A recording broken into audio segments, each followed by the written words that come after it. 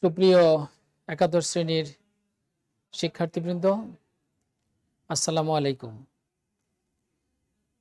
একাদশ শ্রেণীর ব্যবসা শিক্ষা শাখার সুপ্রিয় শিক্ষার্থীবৃন্দ, ইতিমধ্যেই আমি তোমাদের সাথে প্রথম অধ্যায়টি আলোচনা করেছিলাম।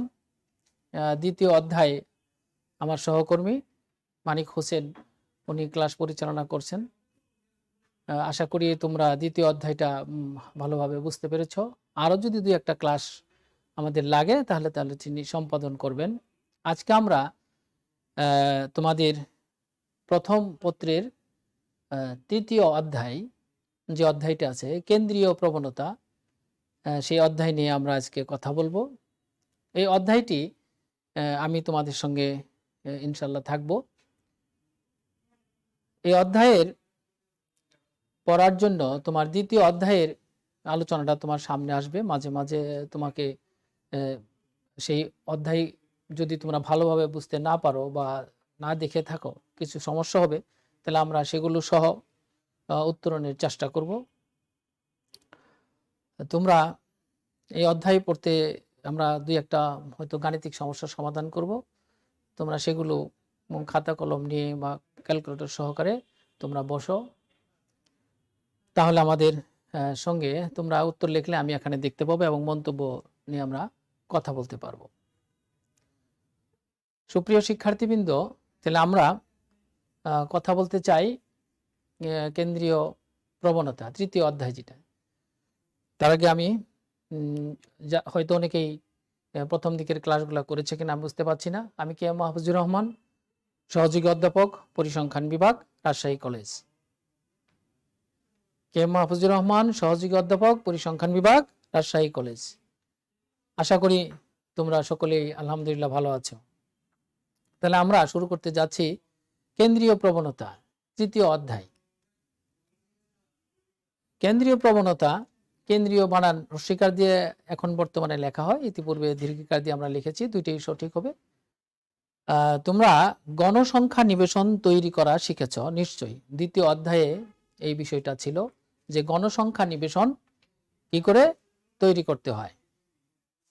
গণসংখ্যা নিবেশন তৈরি করার কৌশল তোমরা ইতিমধ্যেই শিখেছ এবং তোমরা 9, 10 এবং 8ম শ্রেণীতেও গণসংখ্যা নিবেশন তৈরি করেছ। গণসংখ্যা নিবেশন তৈরি করতে আমরা করার পরে দেখতে পাই যে গণসংখ্যার মাঝখানে কি হয়, বেশি থাকে এবং প্রান্তের দিকে কম থাকে। এই যে মাঝখানে থাকার যে প্রবণতা বা আগ্রহ বা ঝোঁক, এটাই হলো কেন্দ্রীয় প্রবণতা। তাহলে আমরা এভাবে বলতে পারি যে প্রদত্ত তথ্য সারিকে মানের ক্রমে সাজালে বা গণসংখ্যা নিবেশনের মাধ্যমে উপস্থাপন করলে দেখা যায় যে গণসংখ্যার ঘনত্ব প্রান্তের দিকে কম এবং কেন্দ্রের দিকে বেশি। প্রদত্ত তথ্য সারিকে মানের ক্রমে সাজালে বা গণসংখ্যা নিবেশনের মাধ্যমে উপস্থাপন করলে দেখা যায় যে গণসংখ্যার ঘনত্ব প্রান্তের দিকে কম এবং কেন্দ্রের দিকে বেশি। অধিকাংশ তথ্যাবলীর কেন্দ্রের দিকে থাকার এই প্রবণতাকেই কি বলা হয়, কেন্দ্রীয় প্রবণতা। আশা করি তোমরা বুঝতে পারছো। অর্থাৎ যে কোনো একটি গণসংখ্যা, তোমার বইয়ে যেগুলো গণসংখ্যা নিবেশন তৈরি করা আছে, সেই গণসংখ্যা নিবেশনও যদি তুমি দেখো, তাহলে দেখবা যে মাঝের গণসংখ্যা কি আছে, বেশি আছে এবং প্রান্তের দিকে কম আছে। এই যে মাঝখানে থাকার যে আগ্রহ বা ঝোঁক, এটাই হলো কি কেন্দ্রীয় প্রবণতা। এবার আমরা আসি কেন্দ্রীয় প্রবণতার পরিমাপ। কেন্দ্রীয় প্রবণতার পরিমাপ অর্থাৎ এই যে কেন্দ্রে থাকার যে ঝোঁক বা প্রবণতা, সেটা কেন্দ্রীয় প্রবণতা। এর যে গাণিতিক পরিমাপ, সেটাই হলো কি কেন্দ্রীয় প্রবণতার পরিমাপ। তবে এ ব্যাপারে পরিসংখ্যানবিদ সিমসন এন্ড ক্যাফের মতে আমরা বলতে পারি, a measure of central tendency is a typical value around which other figures congregate. এই সংজ্ঞাটা তোমরা একদম মুখস্থ করে ফেলবা। যদি কেন্দ্রীয় প্রবণতার পরিমাপ কি, তুমি যদি সিমসন এন্ড ক্যাফের এই সংজ্ঞাটি লেখো, তাহলে তোমার যথার্থ হবে। তুমি ইংরেজিতেই লিখবা তাহলে বাংলা করলে আমরা বলতে পারি a measure of central tendency. Measure মানে পরিমাপ, সেন্ট্রাল টেন্ডেন্সি মানে সেন্ট্রাল মানে কেন্দ্রীয়, টেন্ডেন্সি মানে প্রবণতা। মানে তাহলে আমরা বুঝতে পারছি যে কেন্দ্রীয় প্রবণতা কি, এ মেজার একটা পরিমাপ কোন ধরনের, এই যে টিপিক্যাল ভ্যালু, এটা হলো তোমার প্রতিনিধিত্বকারী মান, প্রতিনিধিত্বশীল মান, অ্যারাউন্ড হুইচ আদার ফিগার্স কংগ্রিগেট, যার চারদিকে অন্যান্য মান কি হয়, একত্রিত হয়। কংগ্রিগেট মানে একত্রিত হওয়া, জড়ো হওয়া, অর্থাৎ ওই সেই কথায় যে মাঝে যে থাকে মানটা, এই যে এটা একটা প্রতিনিধিত্বকারী মান, এটা এক ধরনের মেজারমেন্ট, এটাই হলো কেন্দ্রীয় প্রবণতার পরিমাপ। তাহলে আমরা কি বলবো যে measure of central tendency is a typical value around which other figures congregate, অর্থাৎ কেন্দ্রীয় প্রবণতার পরিমাপ হলো একটি প্রতিনিধিত্বকারী মান যার চারদিকে অন্যান্য মান একত্রিত হয় বা জড়ো হয়। তাহলে আমরা কেন্দ্রীয় প্রবণতা এবং কেন্দ্রীয় প্রবণতার পরিমাপটা বুঝে নিলাম। কেন্দ্রীয় প্রবণতা হলো যে গণসংখ্যা নিবেশন আকারে সাজালে বা মানের ক্রমে সাজালে, এলোমেলো থাকলে কিন্তু বোঝা যাবে না, মানের ক্রমে সাজাতে হবে, সেটা ঊর্ধ্বক্রমেই হোক আর নিম্নক্রমেই হোক। তাহলে আমরা সাধারণত গণসংখ্যা নিবেশন আমরা ছোট থেকে শুরু করে বড়র দিকে যাই। এভাবে সাজানোর পরে গণসংখ্যা নিবেশন তৈরি করলে আমরা দেখব মাঝে বেশি আছে গণসংখ্যা, প্রান্তের দিকে কম আছে। এটা হলো কেন্দ্রীয় প্রবণতা। আর যে সংখ্যাত্মক পরিমাপের মাধ্যমে আমরা এটা প্রকাশ করব সেটা হলো কেন্দ্রীয় প্রবণতার পরিমাপ। কেন্দ্রীয় প্রবণতার পরিমাপ হলো আমাদের কয়টি? 5টি। কেন্দ্রীয় প্রবণতার পরিমাপ 5টি।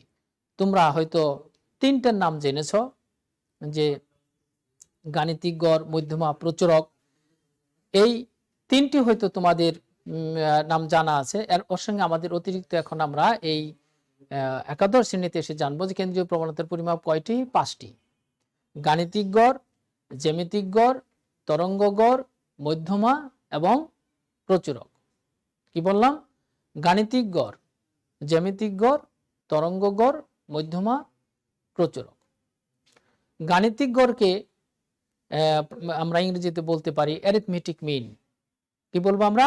Arithmetic mean. আমি একটু দেখাই তোমাদের, তোমরা দেখো যে গাণিতিক গড়ের 5টা পরিমাপ।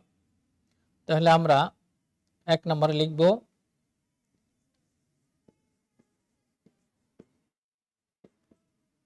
গাণিতিক গড়। গাণিতিক গড়, arithmetic mean. Arithmetic mean. Arithmetic মানে গাণিতিক, মিন হলো গড়। 2 নম্বর জ্যামিতিক গড়।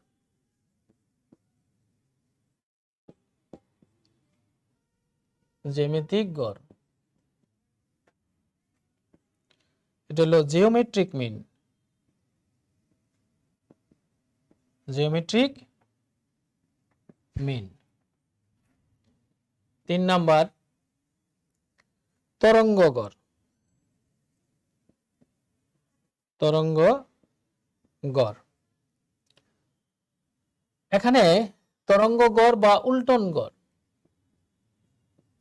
এই নামগুলো আমাদের জানা দরকার। উল্টন গড় বা বিপরীত গড়। আমাদের যে এমসিকিউ প্রশ্নে এরকম ঘুরিয়ে দিতে পারে, তরঙ্গ গড় বা উল্টন গড় বা বিপরীত গড়। এটা হলো হারমোনিক মিন। হারমোনিক মিন। তাহলে গাণিতিক গড়ের আরেকটা নাম আছে আমাদের, সেটা হলো যোজিত গড়। যোজিত গড়, এই শব্দটি আমাদের জানা থাকতে হবে, যোজিত গড়। আর জ্যামিতিক গড়ের আছে তোমার গুণোত্তর গড় বা গুণিতক গড়। গুণিতক গড়। তাহলে গাণিতিক গড়ের বিকল্প আমরা বলবো কি? গাণিতিক গড় তোমাদের লেখা দেখা বোঝা যাচ্ছে কিনা আমি তো স্পষ্ট, তোমরা একটু মন্তব্য করে দেখো দেখি তোমরা দেখতে পাচ্ছ কিনা। গাণিতিক গড় আর তার বিকল্প নাম হলো আমাদের যোজিত গড়। গাণিতিক গড়, যোজিত গড়, জ্যামিতিক গড়, গুণিতক গড়।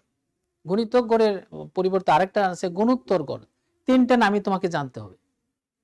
তাহলে জ্যামিতিক গড়, গুণিতক গড় বা গুণোত্তর গড়, আর তরঙ্গ গড় বা উল্টন গড় বা বিপরীত গড়, এটা হলো হারমোনিক মিন। আচ্ছা, মধ্যমা 4 নম্বর হলো আমাদের কি মধ্যমা। মধ্যমার বিকল্প বাংলা নেই, আমাদের ইংরেজি হলো মিডিয়ান। মিডিয়ান। 5 নম্বর হলো প্রচুরক। প্রচুরক, এটা হলো আমাদের মোট। তাহলে আমরা কেন্দ্রীয় প্রবণতার 5টি পরিমাপ জানলাম। এই নাম কয়টা তোমার একদম এখনই শিখে ফেলো দ্রুত। গাণিতিক গড় বা যোজিত গড়, ইংরেজিতে আমরা বলবো অ্যারিথমেটিক মিন। জ্যামিতিক গড় বা গুণিতক গড় বা গুণোত্তর গড়, জিওমেট্রিক মিন। তরঙ্গ গড় বা উল্টন গড় বা বিপরীত গড়, হারমোনিক মিন। মধ্যমা এবং প্রচুরক। তাহলে তোমরা দেখতে পাচ্ছ কিনা, মন্তব্য লিখেছ?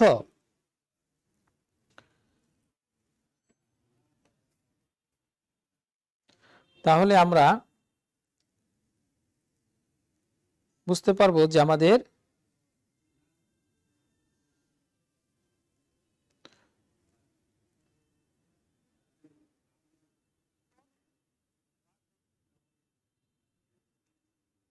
আচ্ছা, হ্যাঁ, তোমরা অনেকেই লিখেছ যে তোমরা দেখতে পাচ্ছ। চমৎকার, তোমাদের রোল নাম্বার সহ তোমাদের উপস্থিতি। আমি মাঝে মাঝে তোমাদের সঙ্গে এরকম এটি মনে করো আমাদের ইফেক্টিভ ক্লাস হচ্ছে। তোমরা মন্তব্য করবা, আমি এখানে দেখতে পাবো। সুপ্রিয় শিক্ষার্থীবৃন্দ, তাহলে আমরা কেন্দ্রীয় প্রবণতার পরিমাপ কয়টি? 5টি। কি কি? গাণিতিক গড় বা যোজিত গড়, এটি ইংরেজিতে বলবো আমরা অ্যারিথমেটিক মিন।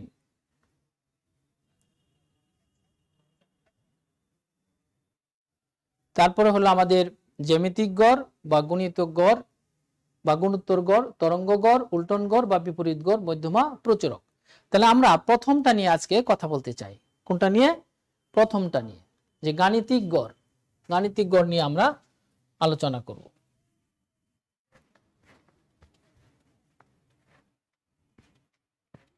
তাহলে আমরা গাণিতিক গড় নিয়ে কথা বলতে চাই।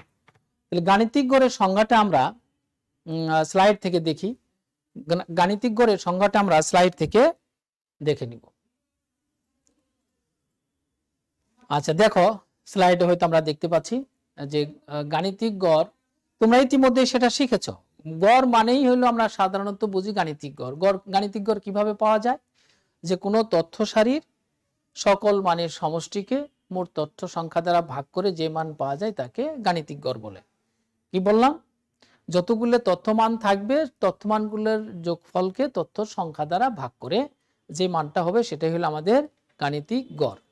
তোমরা এর সঙ্গে আরেকটু লিখে নাও অতিরিক্ত, যে গাণিতিক গড়কে সাধারণত আমরা এম, বড় হাতের এ, বড় হাতের এম, অর্থাৎ অ্যারিথমেটিক মিন যে লিখেছিলাম সেই এ, বড় হাতের এ এবং বড় হাতের এম দ্বারা প্রকাশ করি, বা এক্স বার দ্বারা প্রকাশ করি। শুধু এক্স বার না, যদি চলককে তুমি এক্স লেখো, চলককে যদি এক্স দিয়ে প্রকাশ করো তাহলে এক্স বার, চলক যদি ওয়াই দিয়ে প্রকাশ করো তাহলে কি হবে? ওয়াই বার হবে। এভাবে চলককে তুমি যদি জেড লেখো তাহলে জেড বার। তাহলে আমরা গাণিতিক গড়ের সংজ্ঞাটা পেলাম কি? যে কোনো তথ্য সারির সকল মানের সমষ্টিকে মোট তথ্য সংখ্যা দ্বারা ভাগ করে যে মান পাওয়া যায় তাকে গাণিতিক গড় বলে। এটা আমরা অনেক দিন থেকেই শিখে আসছি। আমি এবার গাণিতিক ভাবে তোমাদের দেখাচ্ছি। তাহলে কি গাণিতিক গড়ের সংজ্ঞাটা আমরা লিখব গাণিতিক ভাবে। লেখো, মনে করি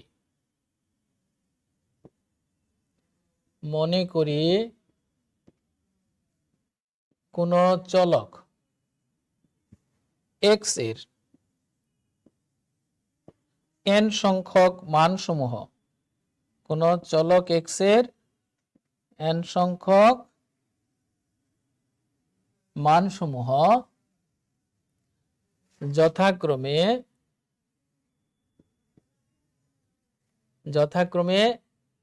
x1 x2 dash dash dash xn।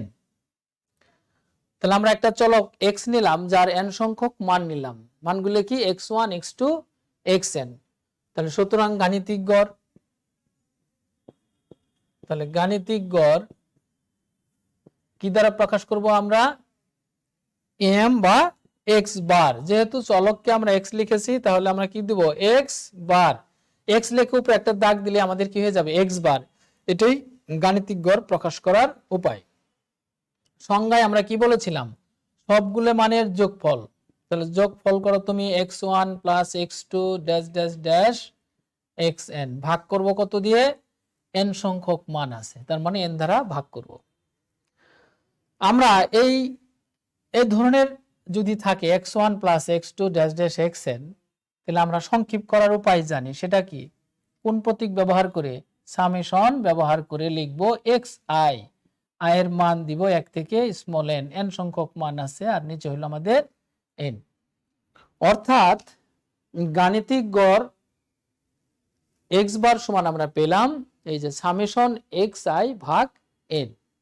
আমরা এটাই ব্যবহার করব, এটা শুধু তোমাদের প্রথম দিকে বোঝার জন্য যে সংজ্ঞা অনুপাতে লিখলাম যে সকল মানের সমষ্টি, যে কয়টা মান থাকবে সবগুলো যোগ করে n দিয়ে ভাগ করলে, একে আবার প্রতীক ব্যবহার করলাম n দিয়ে ভাগ করে, এটা আমরা গাণিতিক গড় পেলাম। কিন্তু গাণিতিক গড়ের আমরা দুইটা, যদি ঘনসংখ্যা নিবেশন থাকে, এটা হলো একটা তথ্য সারির ক্ষেত্রে, যেমন ধরো, তাহলে গাণিতিক গড়ের ডেফিনিশনটা আমরা লিখলাম, গাণিতিক ভাবেও দেখালাম। ধরো এখানে আমি তোমাকে কয়েকটা মান দিলাম, ধরো 5 0, তাহলে 4 6 3, তাহলে আমাদের কি আসলো 9। কয়টা মান দিলাম আমরা এখানে, আরেকটা মান আমরা ব্যবহার করি, ধরো আমরা 7 দিলাম। তাহলে এই কয়টা সংখ্যার গাণিতিক গড় বের করতে চাই আমি। তাহলে গাণিতিক গড়ের ফর্মুলা অনুযায়ী আমরা লিখতে পারবো, এগুলাকে x1 x2 x3 x4 দিয়ে ধরেও করতে পারবো, এমনি সরাসরি করতে পারবো। তাহলে তুমি এদের যোগফল লেখো। তাহলে তথ্যমান কয়টা, তথ্যমান হলো আমাদের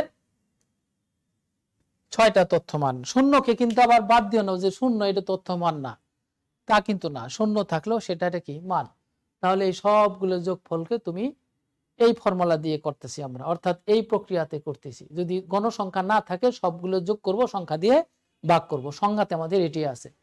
এখন এটার ফলাফল যায় আসে কি আসতে পারে, 5 আর 4 কত আমাদের 9, আর 9, আর এদিকে হলো 9 6 15, 15 আর 10 হলো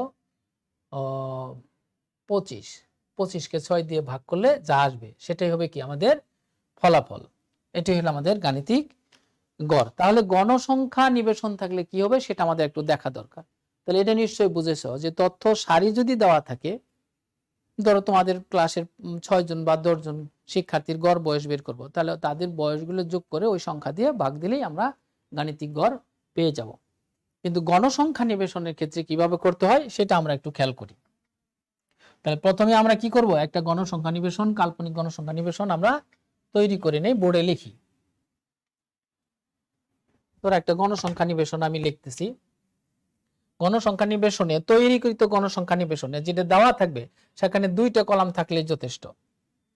প্রথমে হবে শ্রেণী ব্যক্তি, প্রথমে কি শ্রেণী ব্যক্তি বা ব্যবধান। ধরো এই একটা কলাম আমাদের থাকলো, আরেকটা কলামে হবে গণসংখ্যা, গণসংখ্যা। আর যদি তুমি তৈরি করো তাহলে মিনিমাম 3টে লাগবে, একটা করে টালি থাকতে হবে। হ্যাঁ, তাহলে এটা হলো আমাদের, আমরা একটা গণসংখ্যা নিবেশন। ধরো 10 থেকে 15, ধরো কোনো একটা পরীক্ষা নিলাম, পরীক্ষাতে তোমরা মার্কস পেলা 10 থেকে 20, 20 থেকে 30, 30 থেকে 40, 40 থেকে 50, 50 থেকে 60, ধরো এরকম একটা গণসংখ্যা দেওয়া থাকলো, আমরা এর গাণিতিক গড় বের করতে চাই। আর কি বের করতে চাই? গাণিতিক গড়। এন্ড গণসংখ্যা বসাবো। তোমরা এবার বলো, গণসংখ্যা নিবেশন যে তৈরি করলাম, তাহলে একটা বৈশিষ্ট্য ফলো করে তৈরি করতে হবে না? সেটা কি? কেন্দ্রীয় প্রবণতা যেন ঠিক থাকে। সেটা কি? মাঝে বেশি থাকতে হবে। তাহলে আমরা মাঝে কি আছে? ধরো এখানে কয়টা শ্রেণী আছে? 5টা শ্রেণী। তাহলে তুমি মাঝখানে একটু বেশি দাও। ধরো এখানে তুমি 10 দিলা, আচ্ছা 10 না 9 দিলা, ধরো 9, তারপরে দিলা এখানে দিলা 5, এখানে 3, এখানে ধরো 4, এখানে দিলা 2। তাহলে এই হলো আমাদের গণসংখ্যার যোগফল কি আমরা তোমরা 9, 8 এ শিখেছো স্মল এন দ্বারা প্রকাশ করতে। এখানে আমরা ক্যাপিটাল এন ব্যবহার করব। তাহলে কত হয়? 3 আর 5 8, 8 আর 9 হলো 17, 17 আর 4 21, 21 22 23। তাহলে আমরা 23 আর একটু বাড়িয়ে দিয়ে আমরা 25 করি। হ্যাঁ, এখানে এক বাড়াই, ধরো 3 এখানে করলাম, আর এখানে আমরা 6 করে দেই, তাহলে 25 হয়ে গেল। তাহলে আমাদের একটা গণসংখ্যা নিবেশন আমরা 3 আর 6 9, 9 6, 9 9 18, 18 আর হলো আমাদের এখানে আছে 7, এই হলো 25। তাহলে এটা একটা গণসংখ্যা নিবেশন তৈরি করলাম। তোমরা বলো তো দেখি, আমি যে গণসংখ্যা নিবেশনটা তৈরি করেছি সেটা কি অন্তর্ভুক্ত পদ্ধতি না বহির্ভুক্ত পদ্ধতি? এই মন্তব্যটা আমি তোমাদের কাছে চাই। আমি একটি গণসংখ্যা নিবেশন তৈরি করেছি, এটা তোমাদের দ্বিতীয় অধ্যায়ে শেখানোর কথা, যে এটা তোমার অন্তর্ভুক্ত পদ্ধতি গণসংখ্যা নিবেশন না বহির্ভুক্ত। 10 মানে 10 থেকে 20, 20 থেকে 30, 30 থেকে 40, 40 থেকে 50, 50 থেকে 60। তাহলে এটা কি অন্তর্ভুক্ত পদ্ধতি না বহির্ভুক্ত? তোমরা মন্তব্য করে আমাকে জানাও দেখি যে এটা কোন ধরনের গণসংখ্যা নিবেশন।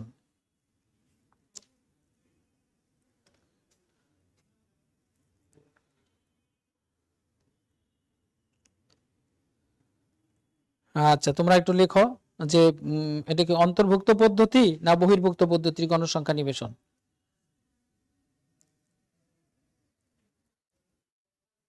অন্তর্ভুক্ত না বহির্ভুক্ত? তোমরা একটু মনোযোগ দিয়ে খেয়াল করো, শুনছো কিনা তোমরা?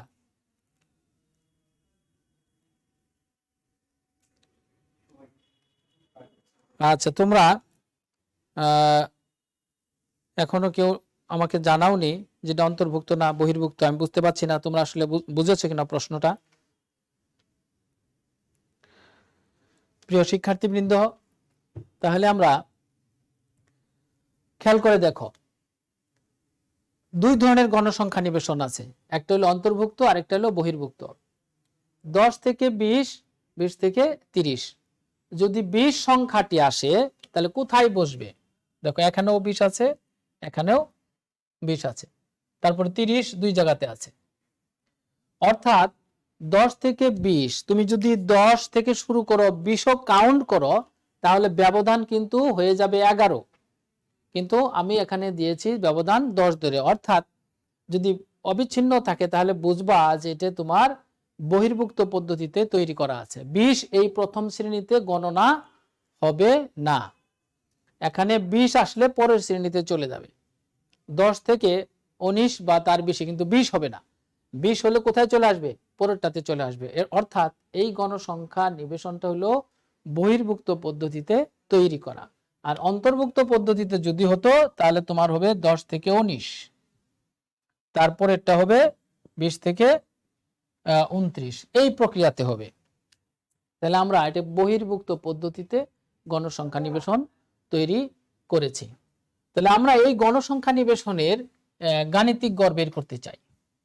তাহলে গণসংখ্যা নিবেশন হতে গাণিতিক গড় বের করার জন্য এই যে দুইটি কলাম আছে, তাহলে আমাদের অতিরিক্ত আরো দুইটি কলাম তৈরি করতে হবে। সেটা কি? তোমরা হয়তো শিখেছ, ভুলে যেতে পারো তোমরা। শ্রেণীর মধ্যবিন্দু, এই যে শ্রেণী আছে, শ্রেণীর মধ্যবিন্দু একটা কলাম আমাদের তৈরি করতে হবে। শ্রেণীর মধ্যবিন্দু, এটাকে আমরা প্রকাশ করব xi দ্বারা। কি দ্বারা প্রকাশ করব? xi। আর আরেকটি কলাম আমাদের লাগবে, এই গণসংখ্যাকে আমরা প্রকাশ করব এফ আই দ্বারা। তাহলে এই দুইটার গুণফল লাগবে, এফ আই এক্স আই, এই দুইটার গুণফল। তাহলে মধ্যবিন্দু, শ্রেণীর মধ্যবিন্দু কিভাবে বের করতে হয় তোমরা নিশ্চয় জানো। দুইটা যোগ করে 2 দিয়ে ভাগ করলে মধ্যবিন্দু হবে। 10, 20, 30, তাহলে মধ্যবিন্দু আমাদের কত আসবে? 15। তাহলে মধ্যবিন্দু হলো আমাদের 15। তারপরেরটা 25, তারপরে 35, শুধু ব্যবধান যোগ করে দিবা তাহলেই হয়ে যাবে। 45 এবং 55। তাহলে আমরা মধ্যবিন্দু বের করাটা আমাদের মনে পড়ে গেল। 10 এবং 20 মধ্যবিন্দু হলো 15, 20, 30, 50। নিয়ম হলো দুইটা যোগ করে 2 দিয়ে ভাগ। তাহলে এভাবে আমরা, আর প্রথমটা বের করলে পরে শুধু তুমি ব্যবধান যোগ করে দিবা। এখানে 10 শ্রেণী ব্যাপ্তি আছে। এবার এফ আই আমাদের জানা, এক্স আই আমরা বের করলাম। এখন এই দুইটার গুণফল এফ আই এক্স আই, 3 45। তারপর হলো তোমাদের 25 এবং 6 গুণ করো, তাহলে তোমার 150। 6 25 হলে 150। তারপর 9, 5 নং 45-এর 5, হাতে থাকলো 4, 3 নং 27, 27 আর 4 হলো আমাদের 31। এরপরে হলো 4 5 20, 4 4 16, 16 17 18, 4 5 20, 4 4 18। তারপর 3 3 5 15, 5 হাতে থাকলো 1, 3 15 আর 1 হলো 16। এই হলো আমাদের এফ আই এবং এক্স আই এর গুণফলটা, এফ আই এবং এক্স আই। 3 এবং 15 গুণ করে 45, 6 25 150, 9 35 315, 4 45 হলো আমাদের 180, আর 3 আর 55 হলো 165। তাহলে এই ঘরে আমাদের লাগবে, এই ঘরের যোগফলটা লাগবে আমাদের। এই ঘরের যোগফলটা কি? Summation F I x I, এই করে যোগফলটা আমাদের লাগবে। যোগ করলে আমরা কত পাবো? 5 10 15 5, 5 10 15 5, হাতে থাকলো 1, 5 10 10 আর 9 19 19 আর হলো তোমার 25, 25-এর 5, হাতে থাকলো 2, 3 3 6 7 8। এই হলো আমাদের 855। এটা হলো summation F I x I, অর্থাৎ এফ আই এবং এক্স আই এর গুণফল। এবার আমরা কি বের করতে চাই? গাণিতিক গড়। তাহলে গাণিতিক গড় যেহেতু আমরা এক্স ওয়াই দিয়ে লিখেছি, তাহলে অতএব গাণিতিক গড়, গাণিতিক গড় এক্স বার, গাণিতিক গড় এক্স বার সমান, সূত্রটা কি পেলাম আমরা? Summation F I x I ভাগ ক্যাপিটাল এন ব্যবহার করবা। Capital N, summation F I x I ভাগ এন। এখন তুমি মান বসাই দাও। এই যে পাশেই মানটা আছে আমাদের, এটা হলো 855 উপরের মানটা, আর নিচের মানটা হলো 25। এই যে ফলটা আসবে সেটাই কি আমাদের গাণিতিক গড়। এই ভাগ করে আমরা যা পাবো। তাহলে গণসংখ্যা নিবেশনের ক্ষেত্রে এটা তোমাদের কিন্তু ব্যবহারিক পরীক্ষার মতো হয়ে গেল একদম, যে গাণিতিক গড় কিভাবে বের করতে হয়। গণসংখ্যা নিবেশন দেওয়া থাকলে কিভাবে আমরা গাণিতিক গড় বের করব। সূত্রটা কি? Summation F I x I ভাগ এন। আর গণসংখ্যা যদি না থাকে তাহলে কি সূত্র হলো?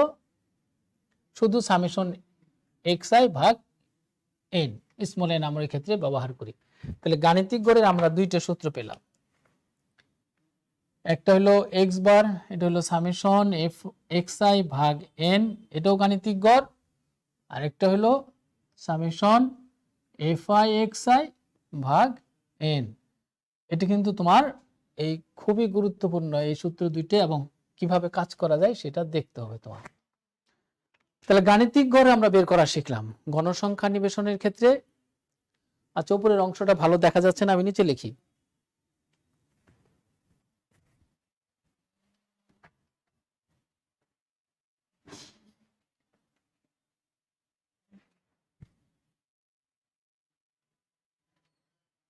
গাণিতিক গড়, তাহলে কি হলো আমাদের?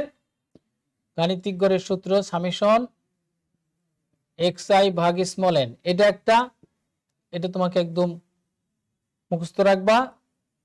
আরেকটা হলো সামেশন fi xi ভাগ ক্যাপিটাল N, এটা একটা সূত্র।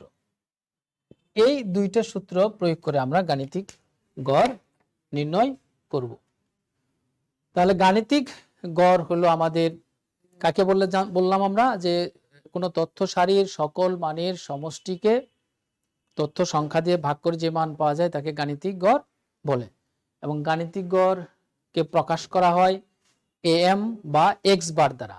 আমরা অনেক ক্ষেত্রে am ব্যবহার করব, আর যদি চলককে আমরা x লিখি তাহলে x বার, y লিখলে y বার, এটা প্রকাশ করা হয়। তাহলে আমরা গাণিতিক গড়ের দুইটা সূত্র জানলাম। কি কি জানলাম? একটা হলো সামেশন xi ভাগ n, আর একটা সামেশন fi xi ভাগ n। এখানে fi হলো গণসংখ্যা আর xi কি শ্রেণীর মধ্যবিন্দু। এবং এটা পড়তে যায় আমরা আরেকটা জিনিস শিখলাম যে গণসংখ্যা নিবেশন দুই ধরনের আছে, একটা হলো বহির্ভুক্ত পদ্ধতিতে, আরেকটা হলো অন্তর্ভুক্ত পদ্ধতিতে, সেটাও আমরা একটু খেয়াল করলাম। এবার আমরা একটু স্লাইডের দিকে যাই, দেখি গাণিতিক গড়ের কিছু বৈশিষ্ট্য আছে। হ্যাঁ, গাণিতিক গড়ের আমরা কিছু বৈশিষ্ট্য দেখি। গাণিতিক গড়ের বৈশিষ্ট্য দেখো, তোমরা দেখতে পাচ্ছ কিনা। প্রথম যে বৈশিষ্ট্য গাণিতিক গড়ের, সেটা হলো আমাদের প্রথম যে বৈশিষ্ট্যটা, গাণিতিক গড় মূল ও মাপনীর উপর নির্ভরশীল। প্রথম বৈশিষ্ট্যটা হলো এটা, গাণিতিক গড় মূল এবং মাপনীর উপর নির্ভরশীল। মূলও বুঝি না, মাপনীয় বুঝি না। আর যদি তোমরা দ্বিতীয় অধ্যায়ে এটা শিখে থাকো, দ্বিতীয় অধ্যায়ে এটা ছিল, তাহলে হয়তো আমাদের বুঝতে সহায়তা হবে। তো গাণিতিক গড় কি মূল ও মাপনীর উপর নির্ভরশীল, তোমরা এটা লিখে নাও। গাণিতিক গড়ের বৈশিষ্ট্য, 1 নম্বর বৈশিষ্ট্য। 2 নম্বর, তথ্য সারির প্রতিটি মান হতে তাদের গাণিতিক গড়ের ব্যবধানের সমষ্টি শূন্য। তথ্য সারির প্রতিটি মান হতে তাদের গাণিতিক গড়ের ব্যবধানের সমষ্টি শূন্য। তোমার খাতায় থাকবে, এরপর আমি কিন্তু প্রথমটার প্রমাণ করব, দ্বিতীয়টার প্রমাণ করব, তৃতীয়টা, তখন কিন্তু তোমরা এটি সামনে রাখবা। তাহলে প্রথম বৈশিষ্ট্য কি বললাম আমরা? গাণিতিক গড় মূল ও মাপনীর উপর নির্ভরশীল। মূল মাপনী কি আমরা একটু আসছি, একটু পড়ে আসবো, তুমি শুধু লিখে নাও এখন। তথ্য সারির প্রতিটি মান হতে তাদের গাণিতিক গড়ের ব্যবধানের সমষ্টি শূন্য, এটা হলো 2 নাম্বার। 3 নাম্বার, তথ্য সারির প্রতিটি মান হতে তাদের গাণিতিক গড়ের ব্যবধানের বর্গের সমষ্টি ন্যূনতম বা ক্ষুদ্রতম। তথ্য সারির প্রতিটি মান হতে তাদের গাণিতিক গড়ের ব্যবধানের বর্গের সমষ্টি ন্যূনতম বা ক্ষুদ্রতম। আশা করি তোমরা 3টে বৈশিষ্ট্য লিখেছ। গাণিতিক গড় মূল ও মাপনীর উপর নির্ভরশীল 1, তথ্য সারির প্রতিটি মান হতে তাদের গাণিতিক গড়ের ব্যবধানের সমষ্টি 0, 2, আর তথ্য সারির প্রতিটি মান হতে তাদের গাণিতিক গড়ের ব্যবধানের বর্গের সমষ্টি ন্যূনতম বা ক্ষুদ্রতম। তাহলে আমরা প্রথম বৈশিষ্ট্য নিয়ে এখন কথা বলতে চাই, যে গাণিতিক গড় মূল ও মাপনীর উপর নির্ভরশীল। গাণিতিক গড় মূল ও মাপনীর উপর নির্ভরশীল। মূল এবং মাপনী কি তুমি ইতিমধ্যে যদি শিখে থাকো তাহলে ভালো, আর যদি না শিখে থাকো তাহলে এখন লিখো মূল মাপনী কি জিনিস। মূল ও মাপনী, মূল ও মাপনী। তোমরা দেখা যাচ্ছে কিনা, ছোট মানে একটু বড় করে লিখবো, ভালো করে খেয়াল করো। মূল ও মাপনী এর সংজ্ঞায় আমি বলতেছি, তোমরা লিখে নাও। গণনার সুবিধার্থে, কি বললাম? গণনার সুবিধার্থে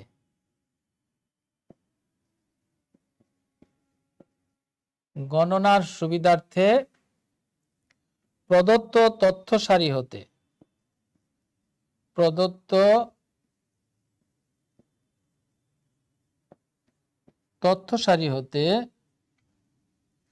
গণনার সুবিধার্থে মানে কাজের সুবিধার্থে, গণনার সুবিধার্থে প্রদত্ত তথ্য সারি হতে যে ধ্রুবক মান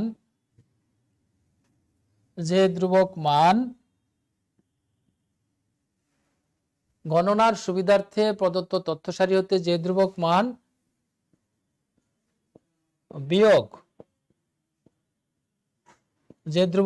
বিয়োগ করা হয় যে ধ্রুবক মান বিয়োগ করা হয় তাকে মূল, তাকে মূল। কি বললাম? গণনার সুবিধার্থে প্রদত্ত তথ্য সারি হতে যে ধ্রুবক মান বিয়োগ করা হয় তাকে মূল, এবং যে ধ্রুবক মান দ্বারা, যে ধ্রুবক মান দ্বারা ভাগ করা হয়, যে ধ্রুবক মান দ্বারা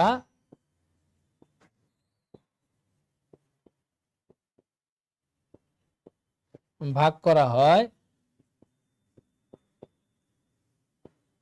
তাকে মাপনী বলে।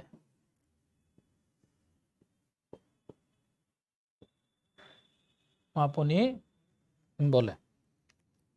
তাহলে মূল ও মাপনী কি? তোমরা একটু সংজ্ঞাটা লিখো এভাবে, যে গণনার সুবিধার্থে প্রদত্ত তথ্য সারি হতে যে ধ্রুবক মান বিয়োগ করা হবে, সেটা যোগ বিয়োগেরকে আমরা বিয়োগ আকারে লিখবো সবসময়। যে ধ্রুবক মান বিয়োগ করা হবে সেটা হবে মূল, এবং যে ধ্রুবক মান দ্বারা ভাগ করা হবে সেটা হবে কি? মাপনী। যেমন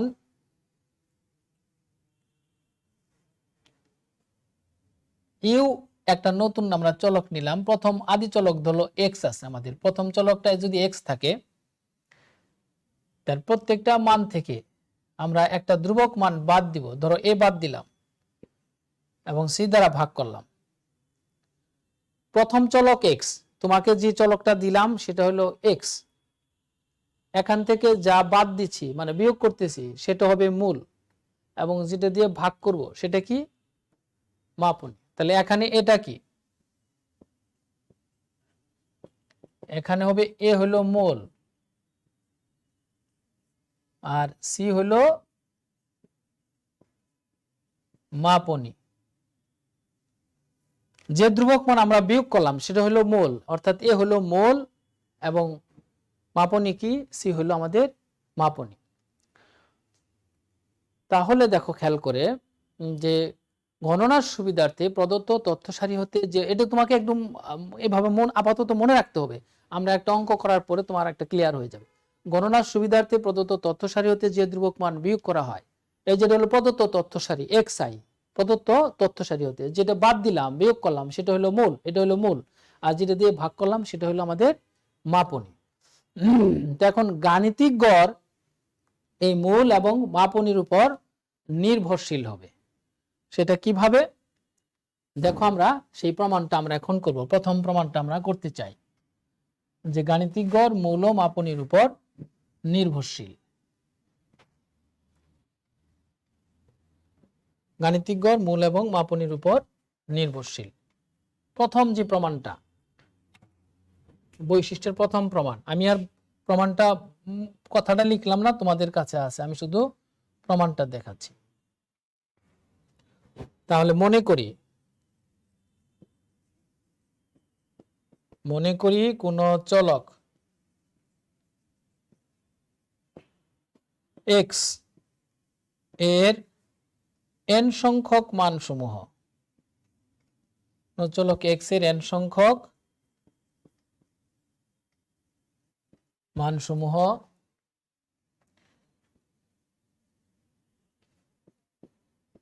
যথাক্রমে x1 x2 dash dash dash xn। আমরা একটা চলক x এর n সংখ্যক মান লিখলাম x1 x2 xn। অতএব গাণিতিক গড়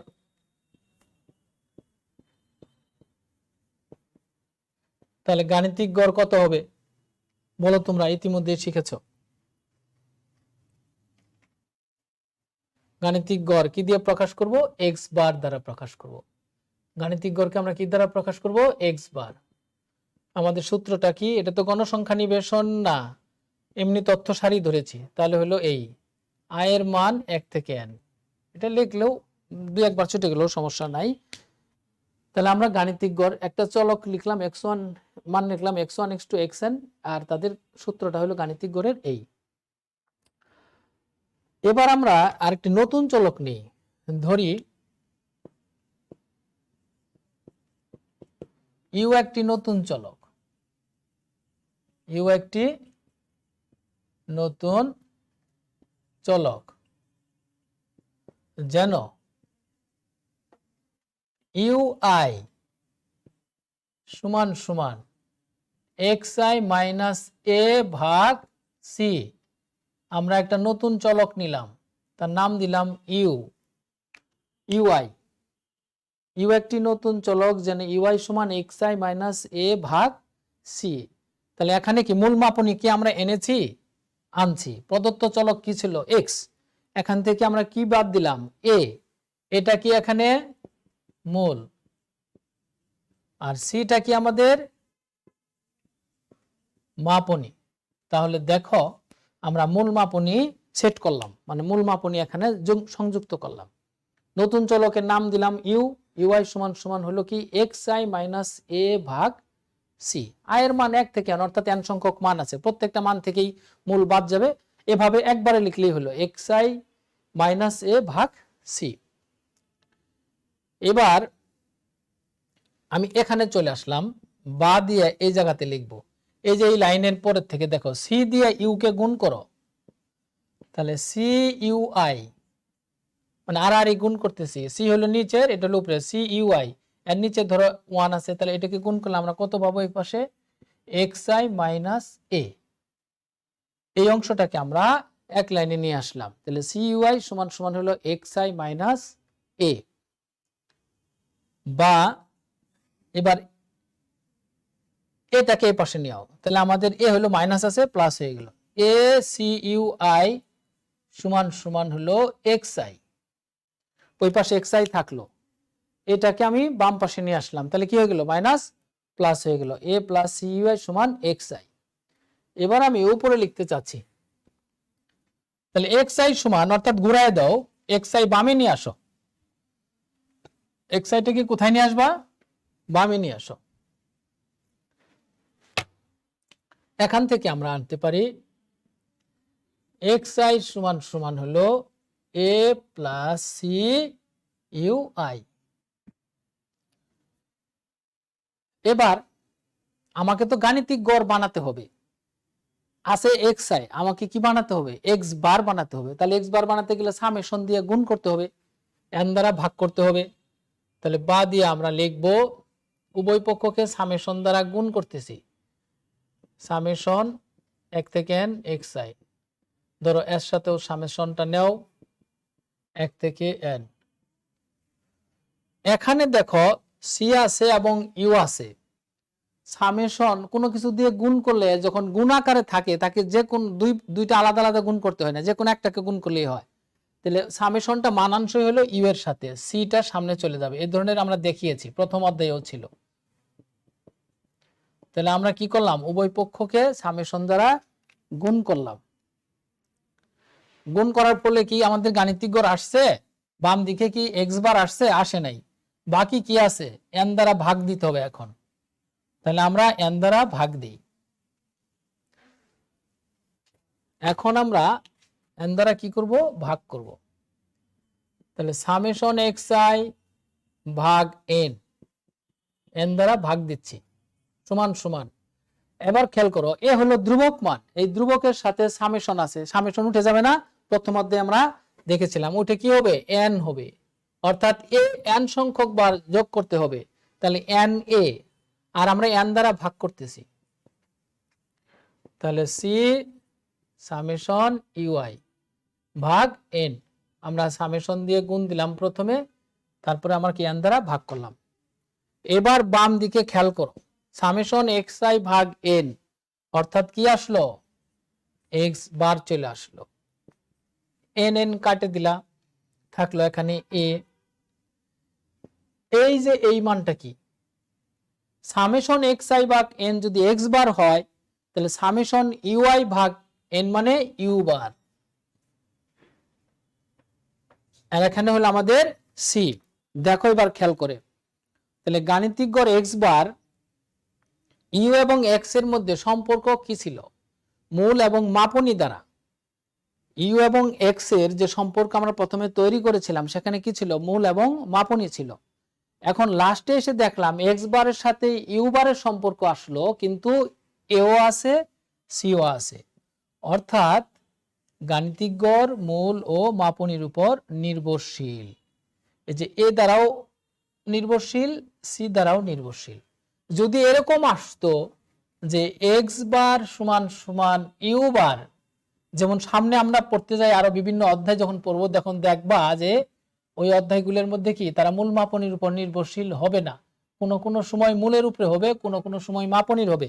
যদি এটা আসতো যে এক্স বার সমান ইউ বার, তাহলে আমরা বলতাম যে এ আর সি এর উপর নির্ভর করে না বা নির্ভরশীল নয়। কিন্তু এখানে তা আসে নাই, এ এবং সি এর উপর নির্ভরশীল। এই হলো আমাদের প্রথমটার প্রমাণ। এরপরে তুমি লিখে নিতে পারো যে উপরের সম্পর্ক হতে প্রতীয়মান হয় যে গাণিতিক গড় মূল ও মাপনীর উপর নির্ভরশীল। গাণিতিক গড় মূল ও মাপনীর উপর নির্ভরশীল। আমাদের কিন্তু ব্যবহার হবে শুধু এই লাইনটে, এটা একদম তোমার ছোটস্থ থাকতে হবে। এই এরকম প্রমাণ আকারে সম্ভাবনা কম, তবে লাস্টের এটার ব্যবহার আমরা এই সামনের ক্লাসেই করব। আগামী যে 30 তারিখ ইনশাল্লাহ ক্লাসটা আসে সেখানে আমরা এই ব্যবহার করব। তাহলে গাণিতিক গড় মূল ও মাপনীর উপর নির্ভরশীল এই শব্দটি বললেই তোমার সামনে এরকম একটা সমীকরণ ভেসে উঠবে। এক্স বার সমান সমান হলো এ প্লাস সি ইউ বার। এখন যদি মূলকে তুমি যদি অন্য কোনো দ্বারা প্রকাশ করো তাহলে সেটা আসবে, মাপনীকে যদি অন্য কিছু দিয়ে প্রকাশ করো সেটা আসবে। তাহলে এই যে সমীকরণটা এটা তোমার একদম ঠোঁটস্থ থাকতে হবে যে গাণিতিক গড় মূল ও মাপনীর উপর নির্ভরশীল। এই কথাটা বললেই তোমার সামনে কি আসবে, এক্স বার সমান কি এ প্লাস সি ইউ বার। তাহলে আমরা এটার যে ব্যবহারটা আমরা সামনের ক্লাসে দেখব। তাহলে প্রথমে আমরা কি করছিলাম এই প্রমাণটা করার জন্য, একটু খাতাটা দেখো। প্রথমে আমরা একটা নিলাম, চলক নিলাম x1 x2 xn, তারপরে গাণিতিক গড় বের করলাম। এরপরে নতুন একটা চলক নিলাম যেখানে মূল ও মাপনী আনলাম, মূল মাপনী আনার পরে তার আড়াআড়ি গুণ করলাম। এভাবে xi সমান a প্লাস ইউ তৈরি করলাম। গাণিতিক গড় বানাতে হবে, সামেশন দিয়ে গুণ করলাম, n দিয়ে ভাগ করলাম। এই পাশে এক্স বার, এই পাশে এন কাটা যায় এ থাকলো, এই পাশে এটা হলো ইউ বার আর সি থাকলো সঙ্গে।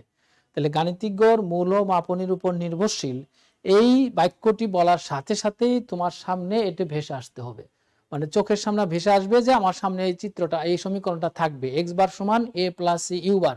সেটা এ বা সি পরিবর্তে তুমি যে কোনো কিছু ব্যবহার করো, এক্স এর পরিবর্তে ওয়াই ব্যবহার করতে পারো, ইউ এর পরিবর্তে ভি ব্যবহার করতে পারো, সেটা সমস্যা না। অর্থাৎ তুমি যেটা এই সমীকরণটা মনে রাখলে তুমি বাকিটা তৈরি করতে নিজেই পারবা।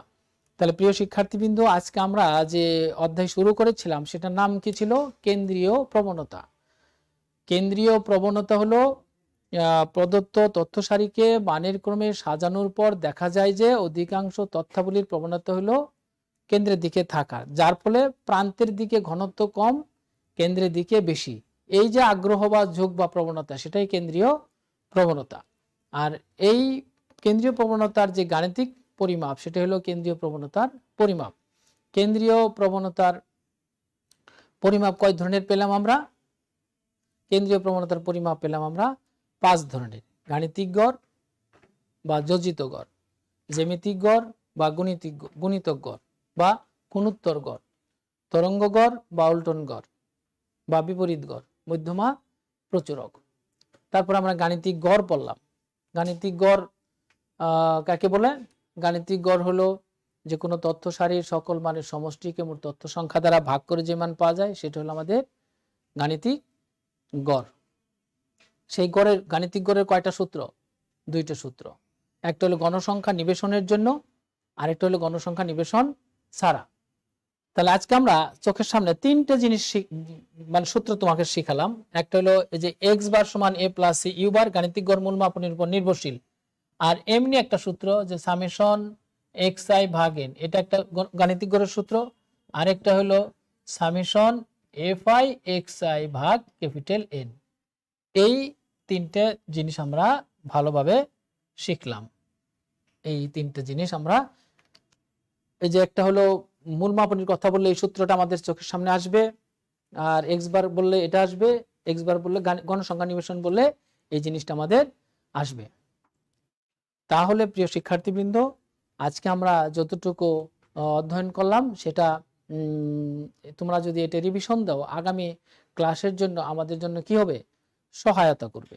এবং নেক্সট যে আগামী 30 তারিখের যে ক্লাসটা আসে ইনশাল্লাহ আমি যদি নেই, ইনশাল্লাহ আমার নেওয়ার সম্ভাবনা আল্লাহ চাহে তো, তাহলে আমরা এই যে গাণিতিজ্ঞর মূল্যমাপনের উপর নির্ভরশীল এ ধরনের অঙ্ক দিয়েই আমরা শুরু করব এবং পরের যে বৈশিষ্ট্যগুলো আছে সেগুলো অধ্যয়ন করব।